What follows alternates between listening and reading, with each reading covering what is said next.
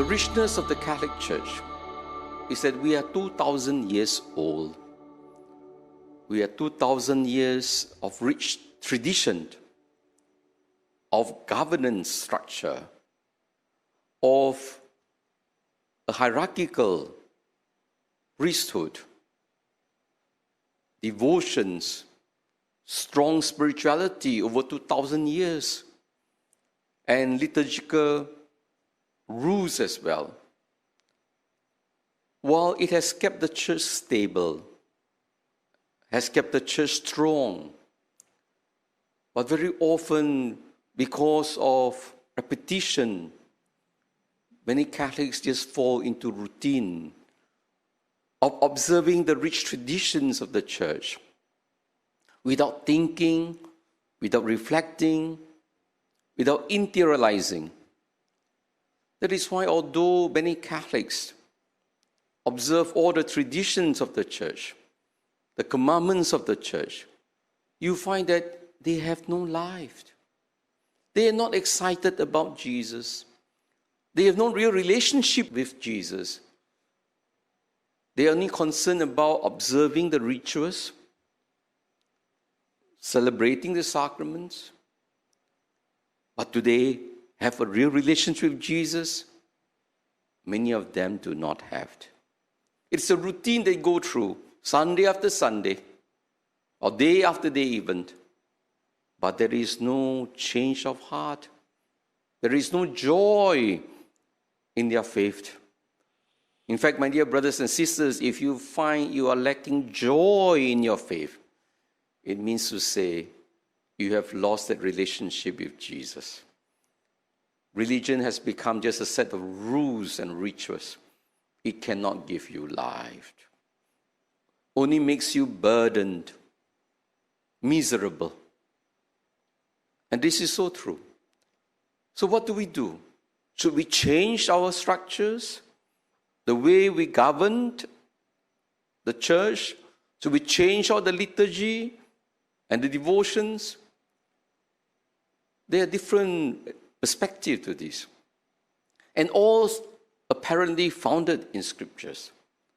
There are those who would quote Jesus.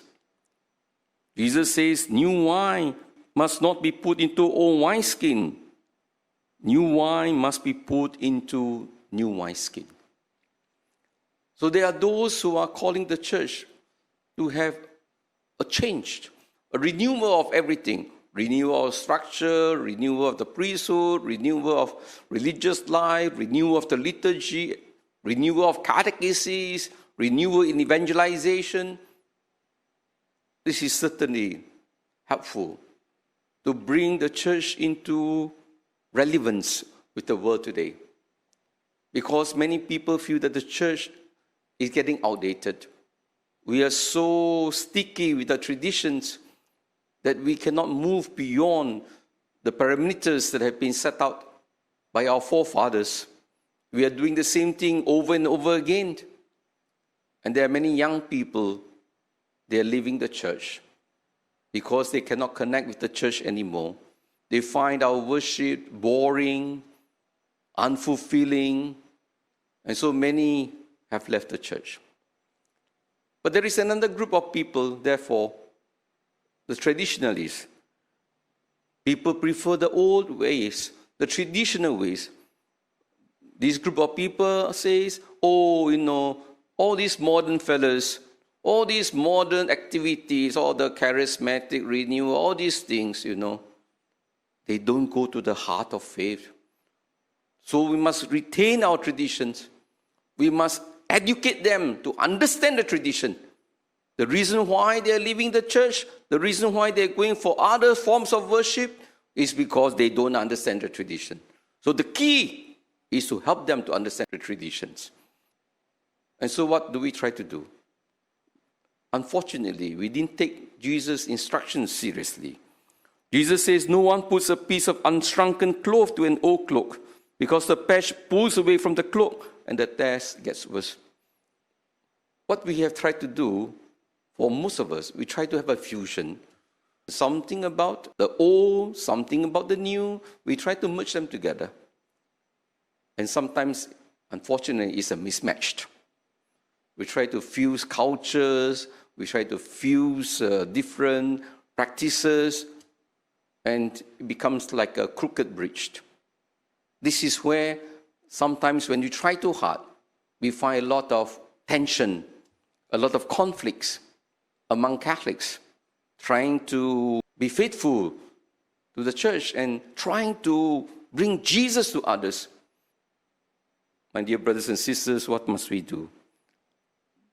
Jesus, actually at the end of Matthew's Gospel, in chapter 13, he said, a good householder is one who brings both old and new from his storeroom. Not everything can be blended, but the church believes in unity in diversity. The old has its values. The new way of worship, the new way of encountering Jesus also has its values. I think it needs a docile mind, open heart, to accept both, depending on one's preference. At the end of the day, it doesn't matter whether it's old or new, actually.